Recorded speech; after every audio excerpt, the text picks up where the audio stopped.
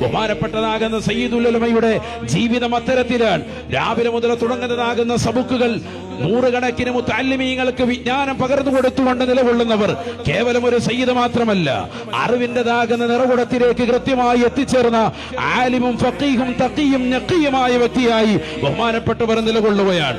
അതുകൊണ്ടാണ് ഇന്നുള്ളതാകുന്ന വിശ്വാസികൾ, കേരള മുസ്ലിമീങ്ങൾ ഒന്നടങ്കം വലിയതാകുന്ന താല്പര്യത്തോടുകൂടി, ഇഷ്ടത്തോടുകൂടി, അതിരറ്റ ബഹുമാനത്തോടുകൂടി ബഹുമാനപ്പെട്ട സയ്യിദ് അവറുകളെ കാണുന്നത്. രാവിലെ എഴുന്നേറ്റ് തഹജ്ജുദ് നമസ്കാരം പതിവാക്കി, ഖുർആൻ ഓതി, ദിക്റിന്റേതാകുന്ന കാര്യങ്ങൾ ശ്രദ്ധിച്ച്, തനിക്ക് മഹത്തുക്കളാകുന്ന മഹാരഥന്മാർ ബഹുമാനരാകുന്ന മർഹൂം ശംസുൽ ഉലമ ഇ.കെ. അബൂബക്കർ ഉസ്താദ് നവ്വറല്ലാഹു മർഖദ മഹാനുഭാവനടക്കമുള്ളതാകുന്ന മഹത്തുക്കൾ കൊടുത്തിട്ടുള്ള അദ്കാറുകൾ കൃത്യമായി പതിവാക്കി, ആ വിറുദുകളും ഔറാദുകളും ശ്രദ്ധ വെച്ച് കൃത്യമായി ജീവിതത്തെ ക്രമപ്പെടുത്തി മനോഹരമായ സംശുദ്ധമായ ജീവിതം നയിച്ചാണ് ബഹുമാനപ്പെട്ടവർ പോകുന്നത്.